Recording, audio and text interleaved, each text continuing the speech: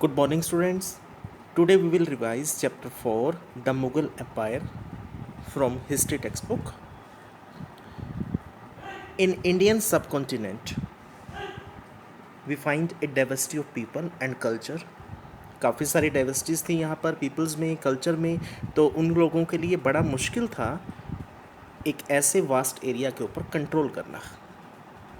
The Mughal created an empire and accomplished what had hitherto to seem possible for only short periods of time.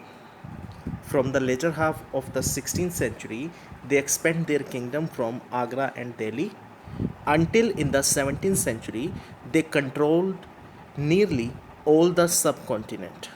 16th century में आगरा और दिल्ली अपने control में ले लिया और 17th century में पूरा का पूरा सब कॉन्टिनेंट जो है वो इन्होंने अपने कंट्रोल में ले लिया। They imposed structures of administration and ideas of governance. तो जो इनके स्ट्रक्चर्स थे एडमिनिस्ट्रेशन का, जो गवर्नेंस था वो काफ़ी बेहतर था। एक अच्छे तरीके से ये लोग कंट्रोल कर रहे थे। एंड जो आज के टाइम पे जो हमारे जो इंडिपेंडेंस डे या रिपब्लिक डे जो सेलिब्रेट किया जाता है दिल्ली के अंदर और प्राइम मिनिस्टर जो स्पीच देते हैं वो रेड फोर्ट मुग़ल एम्परर्स के थ्रू ही बना हुआ है। In this picture we may see the Red Fort in Delhi. Who were the Mughals? Mughals थे कौन? अब मुगल्स अपने दादा और अपने नाना दोनों की फैमिलीज़ का जो है थोड़ा सा जिक्र यहाँ पे है।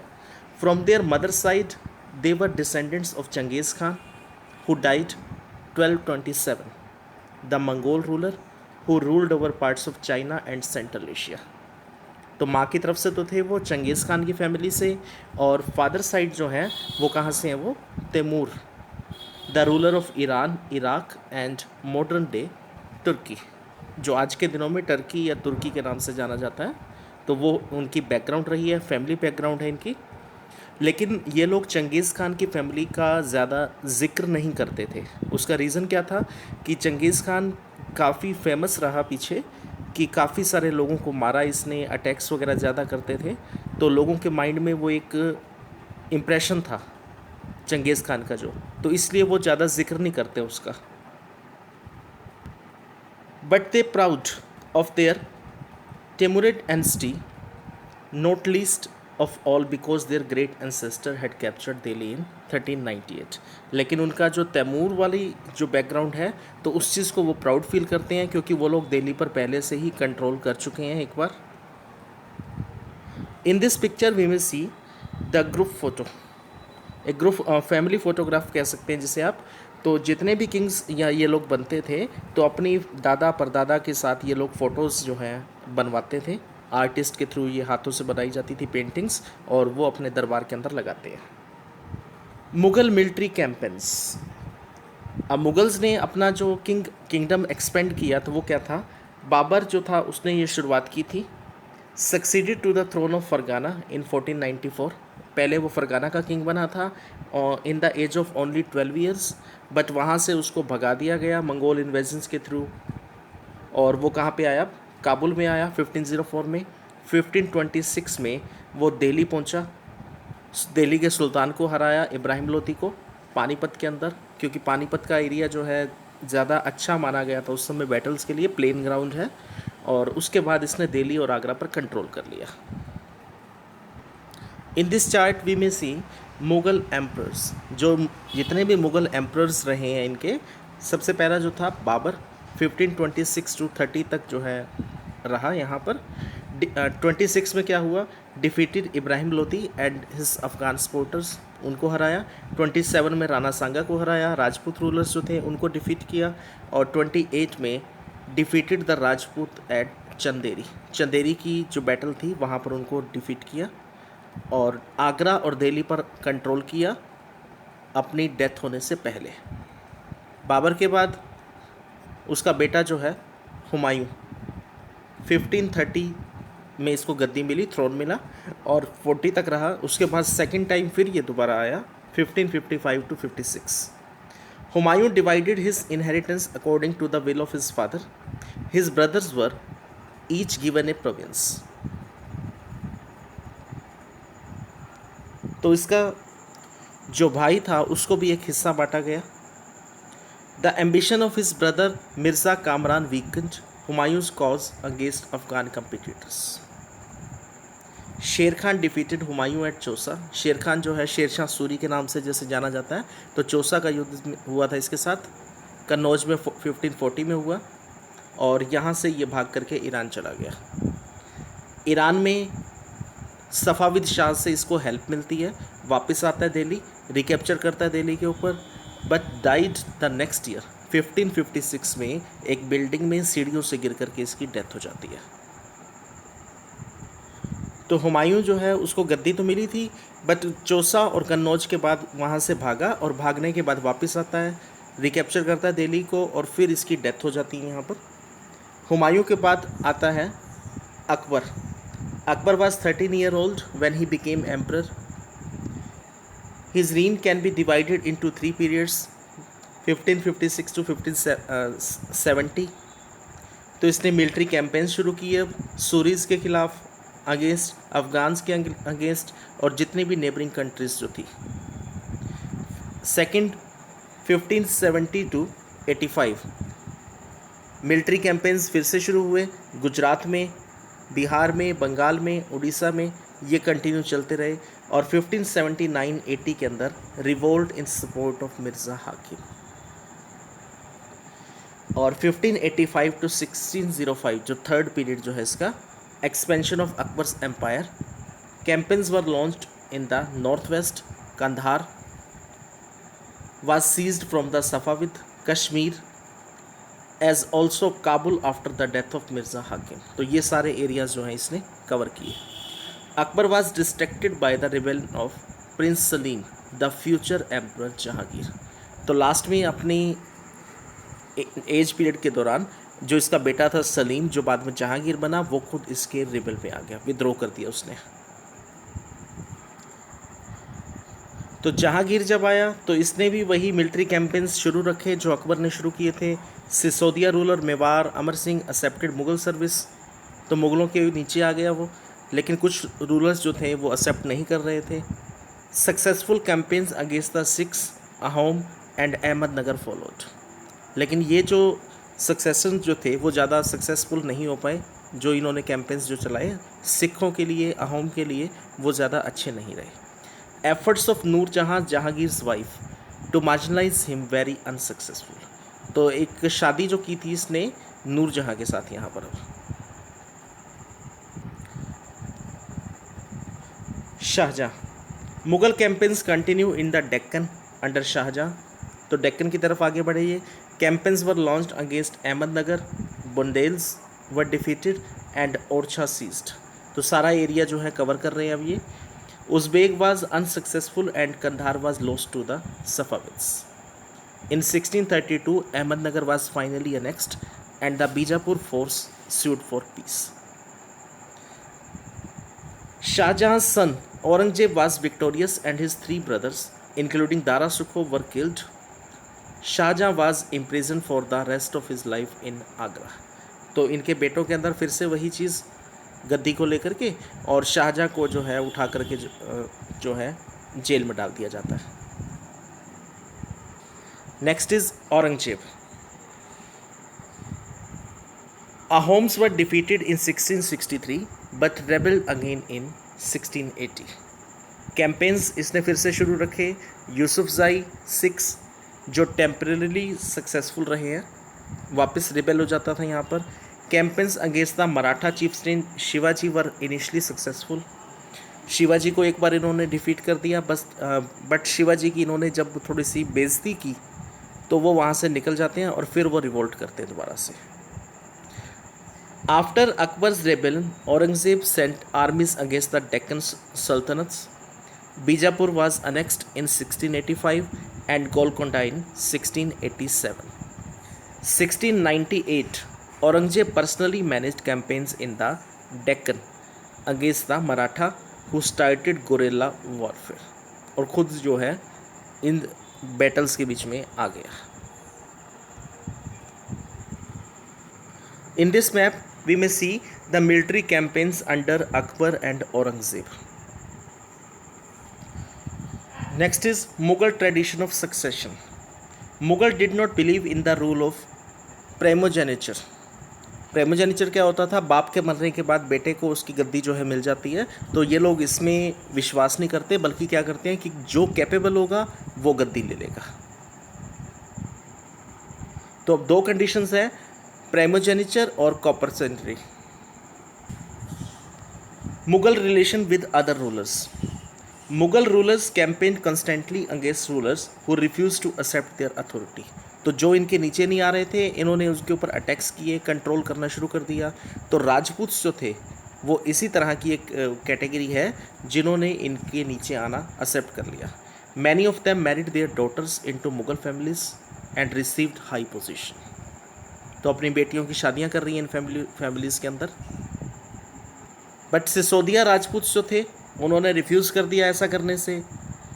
Once defeated however they were honourably treated by the Mughals, given their lands back as assignments. तो जिन लोगों के ऊपर ये अटैक्स करते थे ना, तो उनको भगाते नहीं थे, मारते नहीं थे, बल्कि उनको हारने के बाद उनकी जो एरियाज़ जो हैं वापस दे देते थे कि ये लोग हमारे एहसानमंद रहे. तो अब इतने बड़े एरिया को कवर करने के लिए इन्होंने मनसब्स बना दिए इसके, और वहाँ पे अपॉइंट किए गए mansabdar. An individual who holds a mansab meaning a position और rank. It was grading system used by the Mughals to fix rank, salary, military responsibilities. जिन लोगों को अपॉइंट किया जाता उनको ये कंडीशंस जो है ऑब्जर्व की जाती है उनकी. और न्यूमेरिकल वैल्यू जो है उस समय ज़ात जो कही जाती थी, जिसकी जितनी ज़्यादा ज़ात होगी उतना ज़्यादा उसकी प्रेस्टीज होगी, अच्छी पोजीशन होगी उसकी. The mansabdar military responsible required him to maintain a specified number of sawar और कैवलरी मैन. घुड़सवार रखने होते थे इन्हें अपनी फोर्स के अंदर, और घोड़े जो हैं वो भी अच्छी क्वालिटी के होते हैं इनके. मनसबदार जो हैं इनकी सैलरीज दी जाती हैं रेवेन्यू से, जिसे जागीर कहा जाता है. लाइक इकताज होती थी जैसे पहले वैसे ही. But unlike muqtis, most mansabdar did not actually reside in और एडमिनिस्टर देयर जागीर्स. तो अब ये लोग रेवेन्यू कलेक्ट करते हैं और उसी रेवेन्यू से अपनी मिलिट्री को, अपने जितने भी वर्कर्स जो हैं, सर्वेंट्स जो हैं, उनकी सैलरीज वगैरह पे करते हैं. Mansabdar themselves served in some other part of the country. Akbar reign, these jagirs were carefully assessed so that the revenues were roughly equal to the salary of the mansabdar. जो area इनको distribute किया जाता वो उतना ही होना चाहिए जितनी उनकी सैलरीज हैं. तो अब एक ऐसी कंडीशन आ गई कि मनसबदार तो काफ़ी ज़्यादा हो गए, विच mean a long wait before they received a jagir. तो उनको वेट करनी पड़ती थी कि कब हमारा टर्न आएगा, कब हमें जागीर मिलेगी. और जब रेवेन्यू कलेक्ट करने की बात आती तो ये मैक्सिमम रेवेन्यू कलेक्ट करना चाहते हैं कि ज़्यादा से ज़्यादा इकट्ठा कर लें हम. Next is zabt and zamindars. The main source of income available to Mughal rulers was tax on the produce of the peasantry. Peasant paid tax through the rural elites. Headman और लोकल चीफटेन्स जो होते थे वो लोग टैक्स कलेक्ट करते हैं और Mughals तक पहुंचाते थे. अकबर का जो रेवेन्यू मिनिस्टर था टोडरमल, उसने क्या किया था, एक सर्वे किया क्रॉप यील्ड्स के ऊपर कि 10 ईयर्स के अंदर कितना एरिया ऐसा है जो कल्टीवेशन में आता है, कितने एरिया के अंदर 5 ईयर में कल्टीवेशन की जाती है. तो ये एक डाटा था जो टैक्स को फिक्स करेगा कि किससे कितना टैक्स जो है लिया जा रहा है. इस चीज़ को डिस्ट्रीब्यूट करने का एक तरीका था रेवेन्यू कलेक्शन का. ये सर्वे था एक तरह से. अकाउंट्स अच्छे से बनाए जाते थे यहाँ पर. Not possible in province such as Gujarat and Bengal. लेकिन इन एरियाज़ के अंदर ऐसा नहीं हो पा रहा था. Exploitation by Mughal administrator could drive them to rebel. तो जिन लोगों को ये ड्यूटीज़ दी हुई थी, ज़मींदार जो थे, तो वो रिबेल करना शुरू कर गए अब, क्योंकि मुगल्स उनके साथ ज़्यादा अच्छा बर्ताव नहीं कर रहे थे. Peasant revolts challenge the stability of the Mughal empire. और पीजेंट्स जो है वो भी रिवोल्ट करते थे, तो मुगल एम्पायर जो है उसकी स्टेबिलिटी को खतरा हो रहा था. अकबरनामा जो है एक बुक लिखवाई थी इसने अबुल फजल, जो इसी के दरबार में एक पर्सन था, तो इसने एक बुक लिखी थी और इसके 3 पार्ट्स इसने बनाए थे। First volume deal with Akbar ancestor and the second volume recorded the events of Akbar rain, कि अकबर ने जो काम कर रहे हैं उसके बारे में था सेकंड पार्ट। और थर्ड पार्ट जो है उसका एडमिनिस्ट्रेशन सिस्टम कैसा है, उसकी आर्मी, उसका रेवेन्यू, उसका जोग्राफिकल एरिया, उसका एम्पायर, ये सारी चीज़ें उसने इन 3 पार्ट्स के अंदर लिखी थी। अकबर की जो पॉलिसीज़ थी, administration were laid down by Akbar and were elaborately discussed by Abul Fazl in his book. तो उसने लिखा था सारा बुक के अंदर, पॉलिटिकल एंड मिलिट्री फंक्शंस जो सारे के सारे उसने डिटेल दिया उन चीज़ों का, ऑफिसर्स क्या करते थे, कौन होता था, किस पोस्ट, कैसी पोस्ट होती थी। तो जो पोस्ट होती थी उस टाइम पे, मिलिट्री पे मास्टर्स होते थे Bakhshi, minister in charge of religious and charitable उन्हें कहा जाता है सदर, और मिलिट्री कमांडर्स जो हैं फौजदार, और टाउन पुलिस जो होती थी उससे क्या कहते हैं, कोतवाल कहा जाता था। Nur Jahan influence in Jahangir's court, Nur Jahan जो है जिससे शादी की थी जहांगीर ने, तो ये उसके लिए काफ़ी ज़्यादा डिवोटेड थे आपस में एक दूसरे के लिए। और इसने अपने सिक्के जो बनवाए थे, जो कॉइन्स करेंसी चलती थी, उनके ऊपर एक तरफ जहांगीर का नाम है और दूसरी तरफ जो है मेहरुनिसा, नूरजहां जो थी, इसका नाम लिखवाया गया था। और यहाँ पे एक फरमान दिखाया गया, Akbar's noble commanded large armies, अच्छी आर्मी तैयार कर रखी थी, बट और लॉयल भी थे, लेकिन लास्ट तक 17वीं सेंचुरी के आते आते ये लोग जो हैं इन्होंने अपने आप को आज़ाद करना शुरू कर दिया। Loyal the empire function efficiently, but by the end of 17वीं century many nobles had built independent networks, इन्होंने अपने आप को फ्री करना शुरू कर दिया।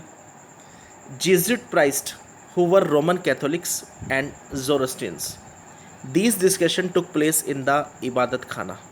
तो अब यहाँ पे जो और रिलीजन आ रहे थे, उसने देखा कि सभी लोग एक दूसरे की बायकाट कर रहे हैं, एक दूसरे को ऊंचा नीचा दिखा रहे हैं, अपने धर्म की फेवर करते हैं। तो इस चीज़ के लिए उसने एक पॉलिसी बनाई यहाँ पर। इबादत खाना एक जगह थी जहाँ पर ये लोग बैठ कर के मीटिंग्स करते थे, और एक नया एक रिलीजन चलाया इसने, सुलह कुल, और जिसका नाम क्या था, यूनिवर्सल पीस, जो इसका मीनिंग निकलता है।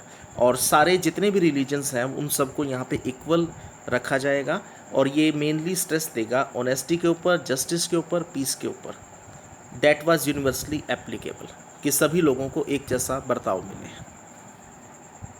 जहांगीर जो था उसने अकबर की पॉलिसीज़ के बारे में यहाँ पे थोड़ा सा दिखाया। सुलह कुल के अंदर अकबर का जो एडमिनिस्ट्रेशन था वो थोड़ा सा यहाँ पे पता लगता है। The Mughal empire in the 17वीं सेंचुरी एंड आफ्टर, तो लास्ट में जो था 17वीं सेंचुरी में यहाँ पे क्या हुआ, इंटरनेशनल ट्रैवलर्स आए हैं यहाँ पर, फेबल्ड लैंड ऑफ वेल्थ। तो वो लोग क्या कहते थे कि इंडिया जो है ना, पहले तो कहा जाता कि एक अच्छी प्रोस्पेरिटी वाली जगह है, कॉमर्शियल प्रोस्पेरिटी है जहाँ पर, लेकिन बाद में जब इन्होंने यहाँ के हालात देखे कि कई लोग तो ऐसे हैं जो हैंड टू माउथ हैं या भूखे रह रहे हैं, तब इन्हें सही कंडीशंस पता लगी। Documents from the 20th year of Shahjahan's region inform us that the highest ranking Mansabdar were only 445 in number out of a total of 8,000. This small number, a mere 5.6% of the total number of Mansabdar, received 61% of the total estimate revenue. तो क्या आता है कि सारी की सारी जो value है, जो टैक्सेस है, जो पैसा है, वो सारा का सारा तो मनसबदार ले जाते हैं। तो मनसबदार जो थे अच्छी सैलरीज गेन कर रहे हैं अब, और इस सैलरीज का बेनिफिट किसको मिलता था, आर्टिजन्स को, पिजेंट्री को, क्योंकि वो जितना पैसा होगा उतना उसको खर्च भी करेंगे वो लोग। Wealthier peasantry and artisan group, the merchants, bankers profit in this economic world, तो ये सब लोग प्रॉफिट ले रहे थे यहाँ पे। The enormous wealth and resource commanded by the Mughal elite made them an extremely powerful group of people in the late 17th century. पैसा काफ़ी ज़्यादा हो चुका है। They constitute new dynasties.